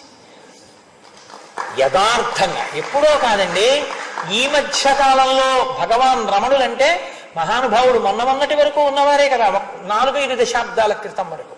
వారి సమక్షంలో సమస్త ప్రాణులు అలాగే ఉండేవి. అందుకే రమణ మహర్షి శరీరంతో ఉన్న కాలంలో ఒక ఆశ్చర్యకరమైన సంఘటన జరిగింది. ఒక పిల్లవాడు పుట్టాడు ఒక ఆయనకి. వాడు ఎంత ఉన్మాదిగా పుట్టాడంటే అసలు వాడు నిద్ర కానీ తెలివి వస్తే ఇక వాడిని పట్టుకోలేరు, ఇనప గొలుసులతోటే కట్టాలి. అలా ఊగిపోయేవాడు ఉన్మాదంతో. ఆయన ఐశ్వర్యవంతుడు, పాపం కొడుకు చంద్రబింబంలా ఉన్నాడు, ఇలా ఉంటున్నాడని ఆయన తీసుకెళ్ళని మహాత్ముడు లేడు. ఆసేతు హిమాచల పర్యంతం ఎవరి దగ్గర లొంగలేరు. ఎవరో ఒక ఆయన అన్నాడు, రమణ మహర్షి ఆశ్రమానికి తీసుకెళ్ళండి అన్నారు. ఆయన్ని వాహనంలోంచి గొలుసులతో కట్టినట్టుగా కాళ్ళు చేతులు 10 మంది పట్టుకుని తీసుకెళ్లారు. రమణ మహర్షి ఒక సోఫాలో ఇలా పడుకుని ఉండేవారు. ఆయన పడుకుని ఉన్నారు. ఈ పిల్లవాడిని తీసుకెళ్లారు. అంతే, ఆయన ఇలా చూశారు, ఈ పిల్లవాడు ఆయన్ని చూశాడు. అంతే. ఇన్నాళ్ళు ఉన్మాదంతో ఉన్నవాడు ఒక్కసారి ప్రశాంత చిత్తుడై నేల మీద పడి భగవాన్కి నమస్కారం చేసి చక్కగా ప్రశాంతంగా అలా కూర్చున్నాడు. అంతే. ఆయన ఆ పిల్లాడితో మాట్లాడలేదు, పిల్లాడు ఆయనతో మాట్లాడలేదు. అంతే, మౌనంగా కూర్చుని ఉండిపోయేవారు. బ్రహ్మజ్ఞానులు బ్రహ్మజ్ఞానులే, వాళ్ళ వైభవం వాళ్ళ వైభవమే. వాళ్ళ కోసం ప్రాణులు అలా వెంపర్లాడతాయి. ఆయన, నేను మీకు నిశాకర మహర్షి గురించి వచ్చింది కాబట్టి మనవి చేస్తున్నాను. మహాలక్ష్మి ఆవు ప్రాణోత్క్రమణం అయిపోతుంటే అది ప్రాణం విడిచిపెట్టకపోతే బాధపడుతుంటే రమణ మహర్షి వెళ్ళారు. వెళ్ళి ఆయన దగ్గర కూర్చుంటే అప్పుడది ఆర్తితో ఆయన ఒళ్ళో తల పెట్టుకుని 2 కనుగుడ్లు పైకెత్తి ఆయన వంకే చూస్తూ ఆయన ఒళ్ళోనే తల వాల్చేసి ప్రాణం వదిలేసి. ఒక మహాత్ముడు కించిత్ కర్మ మిగిలిపోయి ఆవు రూపంలో వచ్చాడు కాబట్టి దీన్ని ఇలా విడిచిపెట్టవద్దు అని ఒక సన్యాసిని ఏ క్రమంతో భూస్థాపితం చేస్తారో అలా భూస్థాపితం చేశారు. ఇప్పటికీ మీరు భగవాన్ రమణుల ఆశ్రమానికి వెడితే ఆశ్రమంలో ధ్యాన మందిరానికి వెనకాల కంటే భోజనశాల పక్కన మీరు చూస్తే మహాలక్ష్మి ది కౌ అని బోర్డు ఉండి ఒక సమాధి కనపడుతుంది. అందులో ఆయన చేతులతో ఆయన ఆవుని పెట్టి ఉప్పు వేసి సమాధి చేశారు. అలాగే ఒక జింక ఆయన సమక్షంలో నెమలి పడుకునేది, కుక్క పడుకునేది, పాము పడుకునేది, పిల్లి పడుకునేది, ఎలక పడుకునేది, చెవుల పిల్లి పడుకునేది, ఒక తెల్ల నెమలి పడుకునేది. అన్ని ప్రాణులు అలా పడుకునేవి. జీడిపప్పు పట్టుకుని ఆయన ఇలా చేత్తో పట్టుకుంటే అన్ని ప్రాణులు చుట్టూ వచ్చి ఆయన చేతిలో ఉన్న జీడిపప్పుని అన్నీ తింటుండేవి. తొందర పడకండే పెడతాను అని ఆయన దోసిటితో పట్టుకుంటే అన్ని ప్రాణులు ఒకదాని పట్ల ఒకటి వైరం కలిసి తినవు, గుర్రమంటాయి. అటువంటివి అన్ని కలిసి తింటుండేవి. ఒకప్పుడు ఒక నెమలి మాత్రం ఏం చేసిందంటే ఆయన పట్టుకుంటే తొందరపడి గట్టిగా కొట్టింది. ఆయనకి రక్తం వచ్చింది. నీకు ఆర్తి ఎక్కువైపోయింది, ఇక నేను పెట్టను పో అన్నారు ఆయన. దానికి ఎంతమంది జీడిపప్పు పెట్టినా తినలేదు. అది అలాగే నీరసపడిపోయి పడుకుంది. ఒకరోజు నేను పిలిచారు, ఏ బుద్ధి వచ్చిందా రా అన్నారు. అంతే, పరుగు పరుగున వచ్చి ఆయన చేతిలో జీడిపప్పు తింది. అన్ని ప్రాణులు ఏకకాలంలో ఆయన చుట్టూ లేళ్లు, జింకలు అన్నీ తింటుండేవి. ఒక రోజున ఆయన జీడిపప్పు తిండి ఇవన్నీ వచ్చే తింటాయనేవారు. జీడిపప్పు కోసం అన్ని చుట్టూ వచ్చి కూర్చునేవి. కూర్చొని జీడిపప్పు తిండి అన్నారు. ఆశ్రమంలో వాళ్ళు అన్నారు, ఇవాళ పాయసంలోకే ఉంది జీడిపప్పు, జీడిపప్పు లేదుటన్నారు. ఆయన అన్నారు, ఓహో మనకి జీడిపప్పు ఉంది, వాటికి జీడిపప్పు లేదనమాట. మనకి పాయసంలో జీడిపప్పు కావాలి, వాటికి అక్కర్లేదు. అవి ప్రాణులు కావు, మనమే ప్రాణులమే. వాటికి జీడిపప్పు వస్తుంది, అవి వాటికి, మీకు కాదు, మీ పాయసంలో కాదన్నారు. అంతే. ఒక ఆయన కారులో తీసుకొచ్చి ఫలానా సేటు గారు ఇమ్మన్నారండి బస్తా జీడిపప్పు బాదం పప్పు అని అక్కడ పెట్టేశాడు. ఇవి వాటికి, మీకు కాదు, రోజు వీటికే పెట్టండి అన్నారు. బ్రహ్మజ్ఞాని బ్రహ్మజ్ఞాని.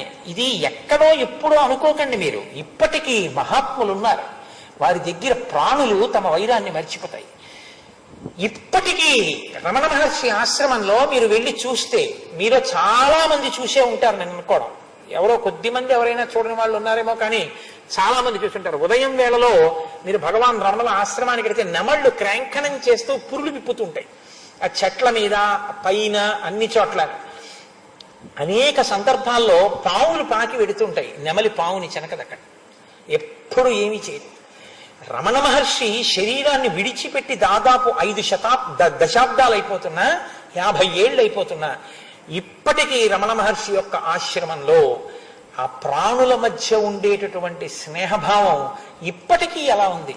నిశాకర మహర్షి వెంట ఈ ప్రాణులన్నీ బ్రహ్మగారి వెనకాతల ప్రాణులు వచ్చినట్టుగా వచ్చి ఆయన ఆశ్రమంలోకి వెళ్ళిపోయాయి అంటే మీరు ఎందుకు ఆశ్చర్యపోవాలి? భూతముల పట్ల ఆ భావనతో ఉండి అంతటా బ్రహ్మమునే చూడగలిగినటువంటి మహాపురుషుల పట్ల భూతములు కూడా అలాగే ప్రవర్తిస్తాయి. అందుకే ప్లేగ్ వ్యాధి వచ్చి శవాల్ని ఈడ్చుకుపోయి తింటుండేవి తిరువన్నామలలో. ఒకప్పుడు భగవాన్ రమణులు ఒక రాతి మీద కూర్చుని ఉండేవారు. ఇలా కూర్చునుంటే ఆయన ముందే పులులు వచ్చి శవాన్ని ఈడ్చుకుపోయి తిని ఆయన్ని చూసో నమస్కారం చేసి వెళ్ళిపోయేవి. ఆయన కూర్చుంటే త్రాచుపాములు ఆయన పాదాల మించి వెళ్ళిపోయేవి తప్ప పడగ కూడా ఇలా ఎత్తేవి కావు. ఆయన కూడా భూతముల పట్ల అంత దయతో ఉండేవారు, బ్రహ్మమును చూసేవారు. ఆయన ఒకనకొకప్పుడు అరుణాచలం కొండ మీదకి ఎడుతుంటే ఒక పొదకి ఆయన కాలు తగిలింది. దాంట్లో తేనె పట్టుంది, తేనెటీగలు లేచాయి. ఆయన వెంటనే, అయ్యయ్యో మీరు కష్టపడి కట్టుకున్న ఇల్లు నా కాలు తగిలి మీ గూడు చిదిరింది, మీకు బాధ కలిగింది. మీరు పొందిన బాధ నేను పొందితే తప్ప నా పాపం పోదు. మిమ్మల్ని నేను ఎంత ఖేద పెట్టానో, ఇక్కడికి వచ్చి గూడు కట్టుకుని ఉన్నవాళ్ళని, కాబట్టి మీరు కరవండి అని ఆ కాలు ఎత్తి రాయి మీద పెట్టి నించున్నారు. తేనెటీగలన్నీ వచ్చి కాలు ఇక్కడి నుంచి పాదం వరకు పట్టేసి శుభ్రంగా కరిచేసి వదిలిపెట్టాయి. ఆయన కాలు ఎర్రగా అయిపోయి ఇంత లావున వాచిపోయింది. వాచిపోయిన తర్వాత వచ్చారు గుహలోకి. విరూపాక్ష గుహ అని ఇప్పటికీ ఉంది ఆయన ఉన్న గుహ. ఆ గుహ దగ్గరికి వస్తే ఆయన దగ్గర ఉండేవాడు కుంజుస్వామిని, ఒక పరిచారికుడు. ఆయన చూసి అయ్యయ్యో భగవన్ ఏమిటిది అన్నారు. అంటే ఈ కాలు అనేవారు ఆయన. ఆయన ఎప్పుడు శరీరాన్ని వేరుగా చెప్పేవారు. ఇది అంటుండేవారు ఆయన. ఇది వాటి గూట్ని పాడు చేసింది, మరి ఇది శిక్ష అనుభవించాలిగా. అవి దీన్ని ఒక్కదాన్నే కరిచాయి, ఆయన మిగిలిన శరీరాన్ని కరవలేదు. అందుకని ఇది బాధపడుతోంది. దీని నిండా తేనెటీగల ముళ్ళు విరిగిపోయి ఎంత బాధపడుతోందో చూసావా. మరి జాగ్రత్తగా ఉండద్దు, ఇంకోళ్ళని ఎందుకు బాధ పెట్టడం అన్నారు. అంటే అప్పుడు ఆ కుంజుస్వామి వెళ్ళి శ్రావణం తీసుకొచ్చి డాక్టర్ దగ్గరికి కూడా వెళ్ళలేదండి ఆయన ముళ్ళు తీసేశారు, ఒక్కొక్క ముళ్ళు. అందుకే రమణులు శరీరం విడిచిపెట్టేసేంత వరకు ఒక కాలు లావుగా ఉంటుంది ఆయన ఫొటోస్లో కూడా ఇప్పటికీ. అంతటి బ్రాహ్మీమయ మూర్తులు మహాపురుషులు ఈ దేశానికి ఖ్యాతి తెచ్చారు. వాళ్ళ వల్ల కీర్తి తప్ప నిజానికి ఈ దేశానికి కీర్తి కేవలం ఐశ్వర్యం వల్ల కాదు, అటువంటి మహాపురుషుల వలన కీర్తి వచ్చింది. సరే, ఇప్పుడు నా ప్రసంగం ఆ భగవాన్ రమణుల వైభవము అన్న వైపుకి వెడితే నేను ఆపుకోలేను. నాకు ఆయన అంటే అంత భక్తి, మహానుభావుడు కనుక. ఇప్పుడు ఆ ప్రాణులన్నీ వెడుతున్నాయి. ఆ నిశాకర మహర్షి వెడుతున్నారు. నేను అక్కడే కూర్చుని ఉన్నాను. వారు నా వంక చూశారు. చూసి వెంటనే అన్నారు, ఓ నువ్వు సంపాతివి కదూ, నీ తమ్ముడు జటాయు ఉండేవాడు కదూ, మీ ఇద్దరు పక్షులు, మీరు పక్షిరాజ్యానికి అధిపతులు, విశేషమైన బలం ఉన్నవారు, మనుష్య రూపాల్లో వచ్చి నాకు నమస్కారం చేస్తూ ఉండేవారు. అటువంటి వారు ఇవాల్టి రోజున ఎందుకు రెక్కలు కాలిపోయి ఇలా ఉన్నావు అని అడిగారు. అడిగితే అప్పుడు చెప్పడం మొదలుపెట్టింది. మేము ఇద్దరం కలిసి శరీరంలో బలం ఉంది కదా అని సూర్యమండలం వైపుకి ఎగిరాం. మేము కొంత దూరం ఎగిరేటప్పటికీ రథచక్ర ప్రమాణాన్ని నగరాన్ని పృథక్ పృథక్, రథచక్రం ఎలా ఉంటుందో అలా కనపడ్డాయి నగరాలు పట్టణాలు మాకు. ఇంకా పైకి ఎగిరాం. ఆ పట్టణాల్లోంచి సంగీత ధ్వనులు కూడా వినపడ్డాయి. ఇంకా పైకి ఎగిరాం. ఎగిరితే ఆవాం ఆలోకయావహ తద్దనం శబ్దల సన్నిభం, మాకు వనములన్నీ కూడా పచ్చగడ్డి మైదానాల్లా కనపడ్డాయి. ఇంకా పైకి ఎగిరాం. ఆపగాభిశ్చ సంవీత సూత్రైరివ వసుంధర, నదులన్నీ కూడా భూదేవి మెడలో హారాల్లా కనపడ్డాయి. అంత పైకి వెళ్ళిపోయాం. ఇంకా పైకి వెళ్ళిపోయాం. హిమానాంశ్చైవ వింధ్యశ్చ మేరుశ్చ సుమహాన్నగ భూతలే ప్రకాశంతే నాగాయవ జలాశయే, నీటిలో ఆడుకుంటున్న ఏనుగులు ఎలా ఉంటాయో ఈ భూమి మీద హిమాలయ పర్వతం, వింధ్య పర్వతం అవి మాకు అలా కనపడ్డాయి. ఇంకా పైకి ఎగిరిపోయాం. కానీ ఈలోగా మాకు ఇహ దిక్కులు కానీ భూమి కానీ ఏమీ కనపడలేదు. అప్పుడు భయం వేసింది. ఒక్కసారిగా తల తిప్పి పైకి చూశాం. యత్నేన మహతా భూయో రవి సమవలోకిత తుల్య పృథ్వీ ప్రమాణేన భాస్కర ప్రతిభాతినౌ, భూమి ఎంత ఉంటుందో అంత సూర్యమండలం కనపడింది. మేము సూర్యమండలానికి దగ్గరయ్యాం. ఈలోగా ఆ వేడికి జటాయువు యొక్క రెక్కలు కాలిపోబోతున్నాయి. నేను నా రెక్కలు ఆచ్ఛాదించాను. జటాయువు రక్షింపబడ్డాడు. నా రెక్కలు కాలిపోయి ఇదిగో ఇక్కడ పడిపోయాను. ఇప్పుడు నేను మీ దగ్గరికి వచ్చాను అంది. అంటే నిశాకర మహర్షి అన్నారు, పక్షౌచతే ప్రపక్షౌచ పునరన్యో భవిష్యత ప్రాణాశ్చ చక్షుషీ చైవ విక్రమశ్చ బలంచతే. నువ్వేం బెంగ పెట్టుకోకు, నీ రెక్కలు చిన్న రెక్కలు కూడా నీకు మళ్ళీ పుడతాయి. ఎందుకంటే తెగిన రెక్క మళ్ళీ ఏమైనా కలపచ్చేమో కానీ కాలిపోయిన రెక్క మళ్ళీ పుట్టదు కదండి. పైగా రెక్క పుట్టిన రెక్క లోపల చిన్న రెక్క ఉంటుంది. మళ్ళీ రెక్క చిన్న రెక్క కూడా పుడుతుంది. నీ కంటి బలం అలాగే ఉంటుంది. నీకు యవ్వనంలో ఎంత బలం ఉందో అంత బలం వస్తుంది. ఎందుకు వస్తుందో తెలుసా? అన్నాళ్ళు ఉండగలిగినంత ఓపిక నాకు లేదు. కానీ ఇంకా ఈ శరీరంతో అన్నాళ్ళు ఉండే ఓపిక నాకు లేదు. బా, కొంతమంది వైరాగ్య సంపత్తి అలా ఉంటుందండి. చంద్రశేఖర భారతీ స్వామి ఉండలేకపోయారు ఇంకా శరీరంతో. ఉండలేక మహానుభావుడు మహాలయ అమావాస్య నాటి ముందు రోజు రాత్రి అదే పనిగా అధిష్టానాలకి ప్రదక్షిణాలు చేసి చేసి చేసి చేసి కాలభైరవుడి దేవాలయానికి వెళ్ళి పెద్దగా శ్లోకాలు చదివి అక్కడ ఉన్నటువంటి సహాయకుడిని పిలిచి అమూల్యమైన గ్రంథాలు ఈ పుస్తకాలు మళ్ళీ దొరకమంటే దొరికేవి కావు, వీటిని చాలా జాగ్రత్తగా భద్రం చెయ్యి అని చెప్పి తెల్లవారుజామున మహాలయ అమావాస్య నాడు మాత్రమే సన్యాసి ఇంకా పూర్తి వైరాగ్యం వస్తే శరీరాన్ని వదలవచ్చు నీటిలో. కాబట్టి ఆ ధర్మం కూడా సుందరకాండలో వస్తుంది. కాబట్టి ఆ మాట చెప్పకుండా బయట వాన పడుతోంది, వేడి నీళ్లు పెడతాను స్నానం చేయండి అన్నాడు పరిచారికుడు. కాదు కాదు, చన్నీళ్లే చేస్తాను, ఈ శరీరం గురించి వెంపర్లాడడం సన్యసించిన నాడే మానేశాను, ఇది ఉంటే ఎంత ఊడిపోతే ఎంత, ధర్మం వదలనన్నారు. వెనక పరిచారికుడు వచ్చారు, స్నానానికి వెళ్ళారు. తుంగా నదిలో స్నానం చేసి లేచి బట్ట పిడుస్తున్నాడు ఆయన. ఈయన బట్ట మారుస్తున్నారు. పరిచారకుడు అనుకున్నాడు పైకి వచ్చారు కదా బట్ట మార్చుకుంటున్నారని కొంచెం ముందుకి 2-3 అడుగులు వేశారు. అంతే, దబ్బని చప్పుడు వచ్చింది. మహానుభావుడు ఒక్క దూకు నీటిలోకి దూకేశారు. అంతే, ఆ వేగానికి వెళ్ళిపోయింది శరీరం. చిత్రం ఏమిటో తెలుసా అండి? నీరు మింగి భయంతో బలవన్మరణం కాదు, ఆయన ఎటువంటి తేజస్సుతో ఊర్ధ్వముఖ చలనం చేసి పంచభూతాల్లోకి తన ప్రాణాన్ని కలిపి మోక్షస్థితిని అనుభవించారో ఆ శరీరాన్ని పట్టుకుని తీసుకొస్తే అభినవ విద్యా భారతీతీర్థస్వామి వారి గురువు గారు అప్పటికే అభినవ విద్యాతీర్థస్వామి ఆ స్వామివారు చంద్రశేఖర భారతీ స్వామి వారికి శిష్యులు. ఆయన అప్పటికి శారదా నవరాత్రులు వచ్చేస్తున్నాయి, ఏర్పాట్లు చూస్తున్నారు. ఆయన శారదాదేవి గుడికి గబగబా తుంగానదిని దాటి యువతలకు వచ్చి ఆ శరీరాన్ని నీళ్లు మింగారేమో అని చూశారు. చుక్క నీరు మింగలేదు ఆయన. పైగా చిన్ముద్ర పట్టి ఉన్నారు. చిన్ముద్ర పట్టి తేజోమూర్తి అయి శరీరం విడిచిపెట్టారు. మహాత్ములు శరీరాన్ని అలా విడిచిపెడతారు. కాబట్టి నీకు యవ్వనంలో ఎంత బలం ఉంటుందో అంత బలం వస్తుంది. కానీ కొన్ని సంవత్సరముల తర్వాత, ఇంచుమించు కొన్ని వందల సంవత్సరముల తర్వాత దశరథ మహారాజు గారిని ఒక ఆయన పుడతాడు. ఆయన కడుపున శ్రీ మహావిష్ణువు రావణ సంహారానికి రామావతారంగా వస్తారు, ఒక నరుడిగా వస్తాడు. ఆయన ఈ ప్రాంతానికి వెళ్ళవలసిన అవసరం వస్తుంది. ఆయన భార్య సీతమ్మ జాడ కనిపెట్టడానికి కొన్ని వానరములు ఇలా వెడతాయి. వెళ్ళినప్పుడు వాటికి నువ్వు మాట సాయం చెయ్యాలి. అందుకని నువ్వు ఇలాగే ఉండు, ఎలాగో రెక్కలు లేవుగా, ఎక్కడికి వెళ్ళక, నువ్వు కూర్చో, వాళ్లే వస్తారని చెప్పారు. నీవు వాళ్ళకి రామకార్యం మీద వెడుతున్న వాళ్ళకి మాట సాయం చేసిన ఉత్తర క్షణంలో నీ రెక్కలు నీకు వస్తాయని నాకు వరం ఇచ్చారు. అప్పుడే నాకు మహర్షి ఒక రహస్యాన్ని చెప్పారు. ఆయన భార్య సీతమ్మని రావణుడు అపహరించి తీసుకుని వెళతాడు. ఆ తల్లి రావణుడి ఇంట వండిన అన్నపు ముద్ద కూడా తినదు. అప్పుడు దేవేంద్రుడు పరమాన్నాన్ని పట్టుకెళ్ళి తల్లికి ఇస్తాడు.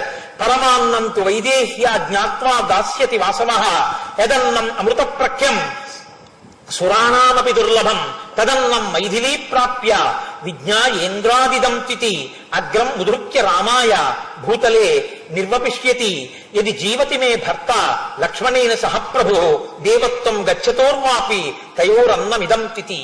ఆ తల్లికి ఇంద్రుడు పట్టుకెళ్లి ప్రతిరోజు ఇచ్చినటువంటి దేవతలకు కూడా లభించినటువంటి పాయసాన్న పాత్ర చేతపట్టుకుని, ఈ భూమి మీద నా భర్త రాముడు లక్ష్మణుడు ఎక్కడ జీవించి ఉన్నా వారి కడుపు నిండుగాక అని పయ్యన్నాన్ని తీసి పెట్టేది. పెద్ద ధర్మం తెలుసా అండి?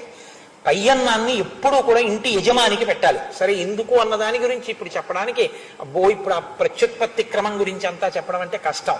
కాబట్టి దాన్ని విడిచిపెట్టండి, పయ్యన్నం యజమానికి పెడుతుంటారు. అందుకే కాబట్టి పయ్యన్నాన్ని రామలక్ష్మణులకి పెట్టి, ఒకవేళ వారు శరీరములను విడిచిపెట్టుంటే ఏ లోకములలో ఉన్నా ఈ అన్నము దక్కుగాక అని పెట్టి తినేది ఆవిడ. ముద్ద కట్టి కాదు, పయ్యన్నం తీసి కింద పెట్టి ఆవిడ తినేది. కాబట్టి ఇంద్రుడిచ్చిన పాయసంతో బతికిస్తుంది తప్ప ఆవిడ రావణుడి యొక్క రాజ్యంలో ఉండిన అన్నం కూడా తినదు. అంతటి మహాపతివ్రత అయినటువంటి సీతమ్మని అపహరించి రావణుడు లంకాపట్టణంలో బంధిస్తే ఆమె జాడ కనిపెట్టడానికి సుగ్రీవుడు పంపించిన వానరులు దక్షిణ దిక్కుగా వెడుతూ ఇటు వస్తారు. వాళ్ళకి నువ్వు మాట సాయం చెయ్యి అని నాతో ఆ రోజున చెప్పాడు. కాబట్టి నేను మీకు మాట సాయం చేశాను నాయన.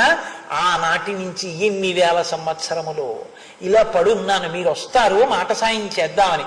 నా అదృష్టం ఇన్నాళ్ళకు వచ్చారు, మీకు మాట సాయం చేశాను అంది. రామాలయంలో ఒక్కసారి నీరాజనం ఇమ్మని చెప్పండి. తస్యత్యేవం బ్రువాణస్య సంపతే వానరైః సహ ఉత్పేతతుస్తదా పక్షౌ సమక్షం వనచారిణాం. ఈ మాట చెప్పేటప్పటికీ సంపాతికి కొత్త రెక్కలు వచ్చేసాయి. ఒక్కసారి యవ్వనం వచ్చేసింది, అంతే.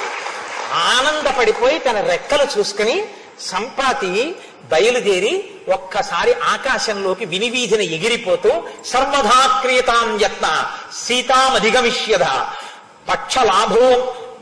పక్షలాభో మమాయం వహ సిద్ధి ప్రత్యయకారక. మీకు తప్పకుండా సీతమ్మ తల్లి దర్శనం అవుతుంది, ప్రయత్నం చెయ్యండి అని చెప్పి ఆ మహానుభావుడు ఆకాశంలోకి ఎగిరిపోయాడు. రామ కథాబలం ఎంత గొప్పదో ముందు చెప్పారు. తెలిసో తెలియకో రామకథ చెప్పుకుంటే, రామకథ వింటే చచ్చిపోదామనుకున్న వాళ్ళు బతకడానికి మార్గం దొరికింది. తెలిసో తెలియకో రామకార్యం మీద వెళ్ళిపోతున్న వాళ్ళకి మాట సాయం చేస్తే కాలిపోయిన రెక్కలు వచ్చాయి. ఇది రామ కథాబలం. రామ కార్యం మీద ఉన్న వాళ్ళకి, రామ కార్యానికి చిన్న సాయం చేసిన వాళ్ళకి రామచంద్రమూర్తి ఇచ్చేటటువంటి అత్యద్భుతమైన శక్తి. అందుకే రామకార్యంలో ఎప్పుడూ కూడా మీరు ఈ సాయం చెయ్యొద్దని అనకూడదు అని, మీరు ఇది చెయ్యొద్దు అని ఎవరిని అనకూడదు. ఎందుకో తెలుసా అండి? రామకార్యంలో ప్రతి వాళ్ళు ఉడత ఇసుక రేణువుని వేసినట్టు ప్రతి వాళ్ళు ఏదో ఒక సాయం చెయ్యాలి. పల్లకి పట్టుకోవాలి, శ్రీరామ, అందుకే రామకోట్ రాయిస్తారు. కనీసంలో కనీసం రామకోట్ రాసో కాగితం ఇవ్వాలి. నీకు ద్రవ్యం ఉంది, ఒక రూపాయి పావలా అయినా నువ్వు సమర్పించవలసి ఉంటుంది. రామాయణం వినవలసి ఉంటుంది. రామ కథకి, రామ కార్యానికి సాయం చెయ్యను అన్న మాట ఈ దేశంలో ఉండదు. ఎందుకో తెలుసా అండి? రామ కథాబలం, రామ కార్యంలో వెడుతున్న వాడికి చేసే మాట సాయం కూడా అంత గొప్పవి అని నిరూపించినటువంటిది. కాబట్టి ఇప్పుడు వాళ్ళందరూ ఒక్కసారి ఎగిరి సముద్రపు ఒడ్డుకి వెళ్ళారు.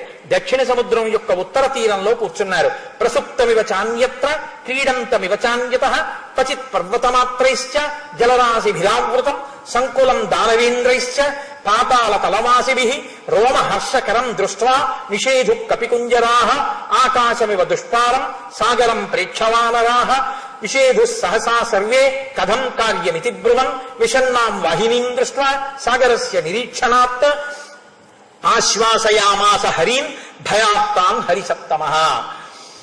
వీళ్ళందరూ వెళ్ళి అక్కడ కూర్చుంటే సముద్రం కొన్ని చోట్ల నిద్రపోతున్నట్టుంది, కొన్ని చోట్ల మంచి సంతోషంగా ఎగిరిపడిపోతున్నట్టుగా పెద్ద పెద్ద కెరటాలతో ఉంది, కొన్ని చోట్ల పర్వత శిఖరాలంత కెరటాలు లేస్తున్నాయి, కొన్ని చోట్ల ఏదో ఇంకా ఉత్సాహంతో పెద్ద ఘోష పెడుతున్నట్టుగా ఉంది. దానవులు, మొసళ్ళు, తిమింగలాలు, పావులు వీళ్ళందరికీ ఆలవాలమై ఉంది. 100 యోజనముల సముద్రాన్ని దాటేస్తే సీతమ్మ కనపడుతుందని అక్కడికి వచ్చి సంతోషంతో గంతులేసి కిచకిచలాడి చప్పట్లు కొట్టి చూసిన వాళ్ళకి ఆ సముద్రం వంక చూసి ఒక్కసారి మ్రాన్పడిపోయారు. మ్రాన్పడిపోయి 100 యోజనముల సముద్రాన్ని దాటాలంటే అలా చతికిల పడిపోయిన వాళ్ళని చూసి అంగదుడన్నాడు, న విషాదే మనఃకార్యం విషాదో దోషవత్తమః విషాదో హంతి పురుషం బాలం క్రుద్ధ యువోరగః. చిన్న పిల్లవాడిని పాము కాటు వేసి చంపేసినట్టు ఎవడు శోకాన్ని పొందుతాడో వాడు ఆ విషాదాన్ని పొందినటువంటి వాడు కార్యాన్ని సాధించలేడు. కాబట్టి మీరు ఉత్సాహాన్ని పుంజుకోండి. రామునికి ఇచ్చినటువంటి మాట నిలబెట్టగలిగిన వాడెవరు? వెనక్కి వెళ్ళి మేము సీతమ్మ జాడ కనిపెట్టామని శుభవార్త మనం పట్టుకెళ్లేటట్టుగా చేసి వానర జాతి ప్రతిష్ట నిలబెట్టగలిగినటువంటి మహాపురుషుడు మన సమూహంలో ఎవరు? ఎవరి అనుగ్రహ ఫలితంగా దక్షిణ దిక్కుకు వెళ్ళినటువంటి వానరులు కృతార్థులై రామకార్యంలో సీతమ్మ జాడ వానరులు కనిపెట్టారనేటటువంటి ఖ్యాతి చేత ఒక కోతి కనపడితే సమస్త ప్రాణులు పొంగిపోయేటట్టుగా వానర జాతికి ప్రతిష్ట తేగలిగిన మహాపురుషుడు ఎవరు? ఏ మహానుభావుడు పుణ్యం కట్టుకుని ఈ 100 యోజనములు దాటుతాడు? ఎవరెవరు ఎంత దాటగలరో మీ బలాలు నాకు చెప్పండి అన్నాడు. గజుడు లేచి 10 యోజనాలు ఎడతానన్నాడు. గవాక్షుడు 20, గవయుడు 30, శరభుడు 40, గంధమాదనుడు 50, మైందుడు 60, దివిదుడు 70, సుషేణుడు 80, జాంబవంతుడు 90 అని ఆయన అన్నాడు. నా బలం ఇంతే అనుకోకండి. ఇప్పుడు పెద్దవాణ్ణి అయిపోయాను, మోకాళ్ళ నొప్పులు. ఒకప్పుడు వామనమూర్తి బలిచక్రవర్తి దగ్గర రాజ్యాన్నంతటినీ కూడా 3 అడుగులుగా తీసుకుని 3 అడుగులు కొలవడానికి పెరిగిపోతే ఇంతంతైవటుడింతయై మరియుతానింతయ్య భోవీధిపై అంతై చంద్రునకంతయై ధ్రువినిపై అంతై మహర్వాటిపై అంతై సత్యపదోన్నతుండగుతూ బ్రహ్మాండాంత సంవర్ధి రవిబింబంపమింప పత్రమగు ఛత్రంవై శిరోరత్నమై శ్రవణాలంకృతి గణాభరణమై సవర్ణ కేయూరమై చివిమత్కంకణమై కటిస్థల ముదంచద్ఘంటయై నూపుర ప్రవలంబై వటుడుతా బ్రహ్మాండము నిండుచోన్నట్టు వామనమూర్తి పెరిగిపోతే ఆయనకి నేను చాలా తక్కువ కాలంలో ప్రదక్షిణం చేసినంత బలం ఉన్నవాణ్ణి. ఇప్పుడు పెద్దవాణ్ణి అయిపోయాను, 90 యోజనాలు పెడతాను అంటే అంగదుడు అన్నాడు, నేను 100 యోజనములు ఎగురుతాను, కానీ 100 యోజనములు ఎగిరి మళ్ళీ నేను వెనక్కి రాగలనా అన్నది నాకు అనుమానం అన్నాడు. అంటే జాంబవంతుడు అన్నాడు, నహి ప్రేషయితా తాత స్వామి ప్రేష్య కథంచన భవతాయం జన సర్వ ప్రేష్య ప్లవగసత్తమ భవాన్ కళత్రం అస్మాకం స్వామిభావే వ్యవస్థిత స్వామి కళత్రం సైన్యస్య గతిరేషా పరంతప తస్మాత్ కళత్రవత్తాత ప్రతిపాల్య సదా భవాన్ మూలే సతి సిద్ధ్యంతి గుణా పుష్పఫలోదయా. నాయన, రాజనేటటువంటి వాడు సైన్యాన్ని కార్యం మీద పంపించి తాను నిర్వహించాలి తప్ప రాజు వెడితే మిగిలిన వాళ్ళందరూ ఇక్కడ కూర్చుంటే అది అసహ్యంగా ఉంటుంది. అధికారి పని చేసుకుంటుంటే గుమాస్తాలందరూ కాఫీ తాగినట్టు ఉంటుంది. కాబట్టి రాజు కూర్చోవాలి, పర్యవేక్షించాలి, భటులు పని మీద వెళ్ళాలి. అంతేకాని నువ్వు వెడితే మేము ఇక్కడ కూర్చోవడం ఏమిటి? నువ్వు అననోకూడదు, మేము నిన్ను పంపించనోకూడదు. కాబట్టి అసలు మూలం ఉంటే కదా ఫలాలు పుష్పాలు వచ్చేటటువంటిది. కాబట్టి నువ్వు మూలం వంటి వాడివి, నిన్ను మేము రక్షించుకోవాలి. కాబట్టి ఇప్పుడు ఎవరు వెడతారు మరి? 10 వెళ్ళినా 20 వెళ్ళినా 30 వెళ్ళినా 40 వెళ్ళినా 70 వెళ్ళినా 90 వెళ్ళినా సముద్రంలోనే పడతాడు. కదండి. సముద్రం 100 యోజనాలు అయినప్పుడు 100 యోజనములు దాటి వెళ్ళిన వాడే వెడతాడు. వెళ్ళి తిరిగి రానివాడు ఉపయోగం లేనివాడు. అంగదుడు వెడతాను కానీ వస్తానో రానో అనుమానం అన్నాడు. కాబట్టి ఇప్పుడు వెళ్ళగలిగిన వాడు అన్నవాడు, నేనున్నానన్నవాడు, అందులో చెయ్యెత్తినవాడు ఎవడు లేడు. కాబట్టి అంగదుడు వెంటనే అన్నాడు, పునః కల్విదమస్మాభిమి కార్యం ప్రాయోపవేశనం. పట్టండి దర్భలు, దక్షిణ దిక్కుకు కొసలు పెట్టి వేసేద్దాం అన్నాడు. నేను చెప్పాను కదండి మీతోటి. ఎందుకని అంటే ఎవడు వెళ్ళేవాడు లేడు. సముద్రం ఇంత వెనక్కెడితే సుగ్రీవుడు చంపేస్తాడు. వెళ్లే మార్గమా కనపట్టలేదు. ఎందుకు వెళ్ళడం, చచ్చిపోతాం. పరిచయని దర్భలు మళ్ళీ పడుకుంటానన్నాడు. మాట్లాడితే చిన్నది దొరికింది, పొంగిపోయాడు, పరిగెత్తుకొచ్చాడు, గంతులేశాడు, ఆటలాడాడు, పాటలు పాడాడు, ఇన్ని చేశాడు. సముద్రం చూసి వెళ్ళేవాడు కనపడలేదు, పడుకుంటానంటాడు మళ్ళీ. ఇది కొంచెం దిద్దుకోవలసిన మనస్తత్వం. మంచి బలవంతుడే అంగదుడు, మంచి శౌర్యం ఉన్నటువంటి వాడే. కానీ మనస్సు ఇటువంటి స్థితిలో ఉంటుంది. రామాయణమే అన్నిటినీ చూపిస్తుంది. ఇప్పుడు అంగదుడు అన్నాడు, నాయన నువ్వు అలా ప్రాయోపవేశం చేస్తాను అన్నమాట అనకూడదు. అస్యతే వీర కార్యస్య నకించిత్ పరిహీయతే ఏష సంచోదయామ్యేనం యత్కార్య సాధయిష్యతి. మనలోని ఒక మహానుభావుడు ఈ 100 యోజనముల సముద్రాన్ని అవలీలగా గడచి వెళ్లి సీతమ్మ జాడ కనిపెట్టి రాగలిగినటువంటి ఒక మహానుభావుడు ఉన్నాడు. కానీ ఆయన ఏమీ తెలియని వాళ్ళ ఒక్కడు కూర్చున్నాడు. ఆయన ఏమీ మాట్లాడటలేదు. కారణం ఏమిటో తెలుసా? ఆయన బలం ఆయనకి తెలియదు, శాపం ఉంది. ఇప్పుడు నేను ఆయన్ని ప్రచోదనం చేస్తాను, దానివల్ల ఆయన శాపం పోతుంది. పోయి ఆయన వానర జాతి యొక్క పరువు ప్రతిష్టలన్నింటినీ నిలబెట్టి ఎన్ని యుగాలు గడిచిపోయినా లోకమంతటి చేత నమస్కరింపబడేటటువంటి మహాపురుషుడు ఇక్కడే ఉన్నాడు. తతప్రతీతం ప్లవతాం వరిష్టం ఏకాంతమాశ్రిత్య సుఖోపవిష్టం సంచోదయామాస హరిప్రవీరం హనుమంతమేవా. పేరు చెప్పాడు. ఒక్కడు కూర్చున్నాడే దూరంగా, తన ఏ బలం లేని వాళ్ళ కూర్చున్నాడే. 10 యోజనములు కూడా ఎగురుతానంటలేదే. ఆయన తలుచుకుంటే 100 యోజనములను ఎగరడం కాదు, తన శరీరాన్ని పెంచి దక్షిణ సముద్రపు ఉత్తర దిక్కున కాళ్ళు పెట్టి నించుని తన చేతులతో ఆవలి ఒడ్డున ఉన్న లంకని ముట్టుకుంటాడు. అంతటి తేజో విరాజితుడు, అంతటి మహాబలవంతుడు, అంతటి బుద్ధిమంతుడు. కానీ తన బలం తెలియక తాను కూర్చున్నాడు. నేను ఆయన్ని ప్రోత్సాహం చేస్తాను, ఆయన శాప విమోచనమై ఆయన బయలుదేరుతాడు. కాబట్టి నువ్వు బెంగ పెట్టుకోవద్దు, మన కార్యం జరుగుతుంది, దర్భల పరచమని అనకు అని సంతోషాన్ని ప్రకటించాడు. అంగదుడు ఆనందపడ్డాడు, వానరులందరూ ఆనందపడ్డారు. మన హనుమా అని ఆయన వంక నైమిత్తిక తిథి కనుక రేపటి రోజు సాయంకాలం చక్కగా మనం ఆ కార్యంతో, అందున గురువారం కాబట్టి రేపటి రోజు సాయంకాలం మనం ఆ ఘట్టాన్ని చెప్పుకుని సంతోషిద్దాం. దాన్ని చెప్పగలిగిన సమర్థత రామచంద్ర ప్రభు నాకు కృప చేయుగాక అని ఆయనని ప్రార్థన చేస్తూ, మీకు నేను మళ్ళీ జ్ఞాపకం చేయక్కర్లేదు, రేపు ఉదయం నృసింహ జయంతి. హరిప్రసాద్ గారు నాతో ఒక చిన్న విషయాన్ని ప్రస్తావన చేశారు. ఇప్పుడు మీరు 7 గంటల నుంచి 8 గంటల వరకే అన్నారు కదా చందనం.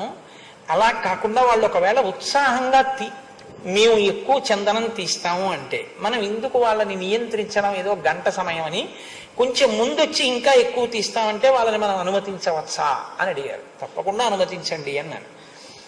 ఒకవేళ ఏ కారణం చేతనైనా రాలేకపోయిన వాళ్ళు 8 నుంచి 9:30 వరకు ప్రహ్లాదోపాఖ్యానం, రేపు నరసింహస్వామి వారి యొక్క ఆవిర్భావము, ఆ వృత్తాంతం మీరు ఉపన్యాసం చెప్తున్నారు కదా, 9:30కి కూర్చుని తీసి వెడితే వాళ్ళ అవకాశం మనం ఎందుకు పాడు చెయ్యాలి అన్నారు.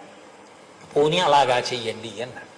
కాబట్టి మీరు తెల్లవారుజామున 5 గంటలకు వచ్చి చందనం తీసినా అభ్యంతరం లేదు, 9:30కి చందనం తీసి ఇచ్చినా అభ్యంతరం లేదు. మీరు ఆ వైభవం పొందాలి అని ఆయన అంత పెద్ద మనస్సుతో అడిగినప్పుడు దాన్ని నేను కాదు అనడం అర్థరహితం. కాబట్టి మీరు యథేచ్ఛగా రేపు మీ ఇష్టం వచ్చినంత చందనం మీకు కావలసినంతసేపు కూర్చుని తీయండి. కానీ ఉపన్యాసం జరుగుతుండగా మాత్రం కూర్చుని అప్పుడు చందనం తీస్తూ వింటానంటే ఈ చప్పుడు నాకు ప్రతిబంధకం అవుతుంది. కాబట్టి ఉపన్యాసం జరుగుతున్నప్పుడు మాత్రం ఎదురుగుండా కూర్చుని చందనం తీయదు. బయట ఎక్కడో స్పీకర్ దగ్గర కూర్చుని చందనం తీసుకుంటాం వింటూ అంటే నేను దానికి అభ్యంతర పెట్టాను. కాబట్టి రేపు ఉదయం ఖచ్చితంగా 8 గంటలకి ప్రహ్లాదోపాఖ్యానం ప్రారంభం అవుతుంది. నృసింహ జయంతి నాడు ఉదయం ప్రహ్లాదోపాఖ్యానం వినడం అంటే అదొక గొప్ప అదృష్టహేతువు కదండి.